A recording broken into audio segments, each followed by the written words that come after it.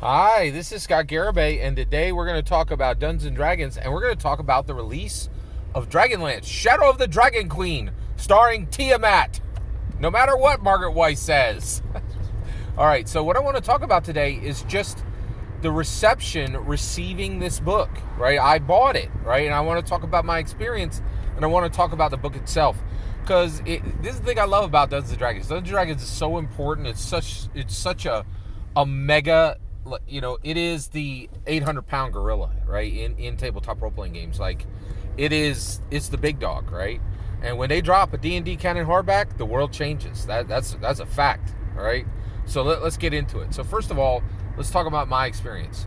So I paid $77 for Dragonlance, Shadow of the Dragon Queen, and for that I'm getting early access, air quotes, early access.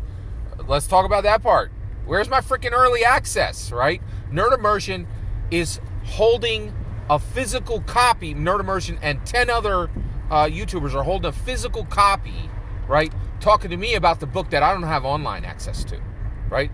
Online, if it's printed, I know you can give me online access. Next time, Hasbro, that you sell me early access, give me early access, right? Don't give me access after Nerd Immersion, right? Has the physical book, right? Because what you're doing, you're saying, hey, I know you gave me your money, and I know you know that you bought early access, but you can go kick rocks and you can watch somebody else open their physical book before we very arbitrarily, very unfairly, very delayed give you online access. That hurt, Wizards of the Coast. Do not like, that hurt, Hasbro. Do not want to see that again. You sell me early access, give me early access, not access beyond Nerd Immersion, right? Like, I don't want to see him holding a physical book and you're like, hey, we have every ability to give you online access, and you could go kick rocks because you're a dirt farmer human, right? And we don't really care about your dollars. Very frustrating, Hasbro. Very, very frustrating. All right, okay. All right, let's keep going here. All right. Now, at this point, was I able to get my online early access, right? Yes, but it was painful. So first of all, Wizards of the Coast now has an outrageously confusing, outrageously designed content enterprise. They don't know what they're doing, right? They have, okay, I'm going to tell you what you should do, Wizards of the Coast. Take your D&D website and go throw it in a lake and watch it drown. And you know why? It is completely unnecessary. Why are you putting articles on the D&D website and on D&D Beyond? All it's doing is confusing things. Okay, you own D&D Beyond? Stop putting anything on Wizards of the Coast. Yeah, what you should do is you say, hey, thanks for coming to Wizards of the Coast. We own Dungeons & Dragons. Click this button. We're going to take you over to D&D Beyond, right? And get an account and get content for free and get your articles here. Because all that's happening right now with the website and D&D Beyond is confusion, right? Hasbro, you need to have clarity about where your Dungeons & Dragons content is. And there's no hope that any Dungeon Master has any idea where the content's going to be, because you don't have any clarity where the content's going to be, Hasbro, right? Kill the D&D website. It is no longer needed. Put everything on D&D Beyond and make people get an account. I'm totally cool with that, right? Because right now, getting an account with no subscription, there's a lot of value there. You guys are crushing it. You're doing a lot of good. D&D Beyond is awesome. I love it.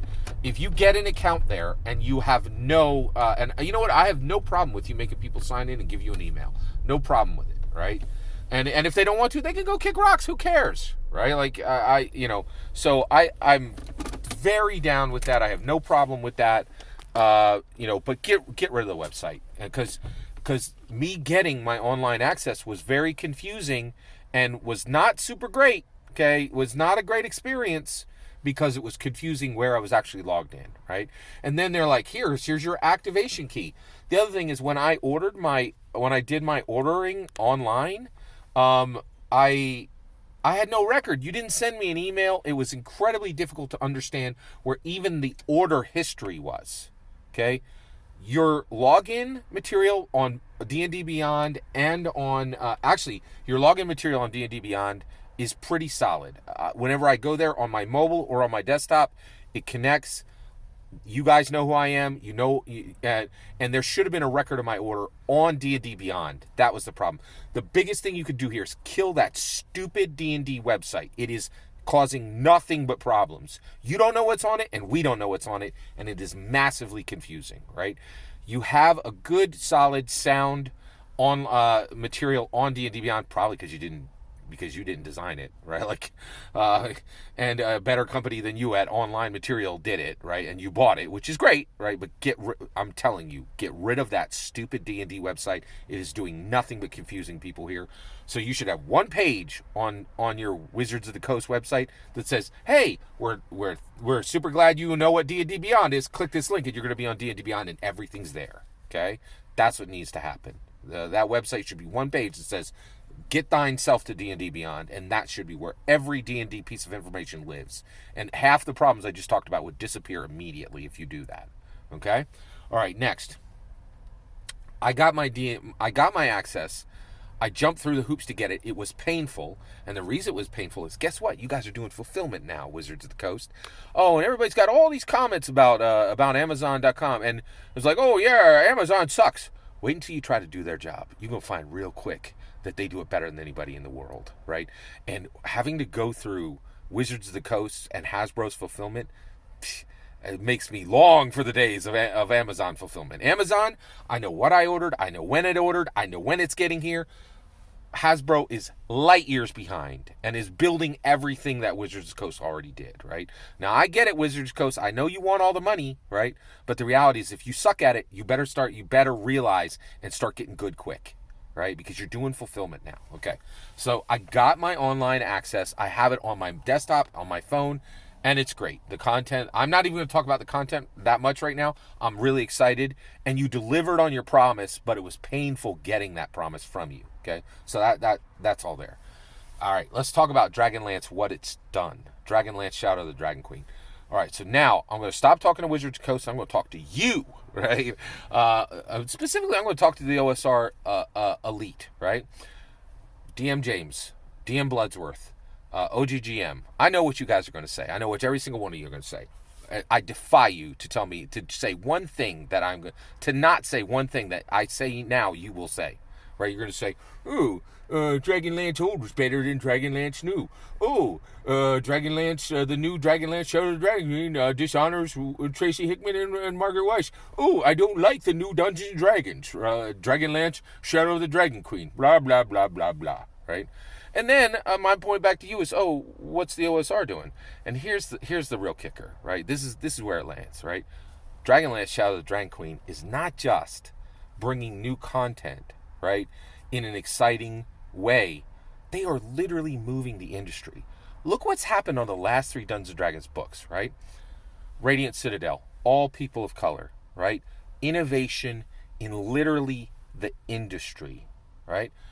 Spelljammer, beautiful 3-book with a one slipcase. This has never been done before on any tabletop role-playing game content. I defy you to show me one slipcase that contained a setting book, a monster manual, an adventure, a dungeon master. I'll allow we had a dungeon master guide. You can have a game master guide and a map in the same slipcase.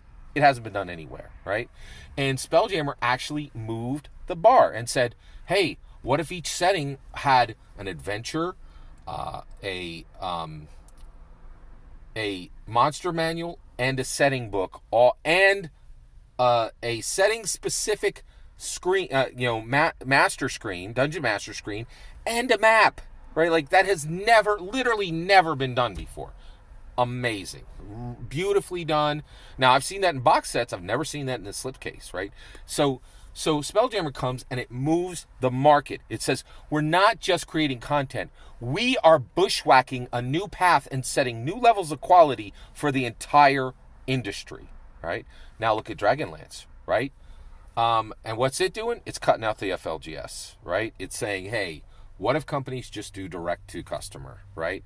And it's been painful and it's been rough. And Wizards of the Coast and Hasbro are paying the price for being on the bleeding edge. And then Sad Sack like OSE and Morkborg are all going to sit on the sidelines, pay no consequences, pay no price, reputationally or money-wise, and then copy them. And that's why the OSR sucks, and that's why D&D rules. It does not just deliver a book. At OSR, oh look, we put out a new product. It innovates nothing in the industry. Yeah, thanks for nothing, right? Wizards of the Coast is on the bleeding edge. They take the industry blows and they move the bar of quality and they set the bar constantly. That's why D&D wins, and OSR needs to go kick rocks. OSR, you suck. Get good. Step up, right? This is what actual quality looks like. This is a company not just looking at the content, but looking at an entire industry and setting new bar quality with every single product. And not just new bars of quality of, oh, here's a better physical product, but also like, here's a better human response, right? Radiant Citadel was saying, it wasn't perfect, but it said, hey, what if we gave people of color a chance across the entire board, right? Like, and the OSR, you guys are failing. You're behind. You fail constantly. And every D&D book, all it does is shine a spotlight on how much the OSR sucks and how far behind you guys are. All that's my humble opinion. I'm ready to hear yours. I'm eager to hear yours. Let me know in the comments below. Please consider liking and subscribing, and have a wonderful millennium.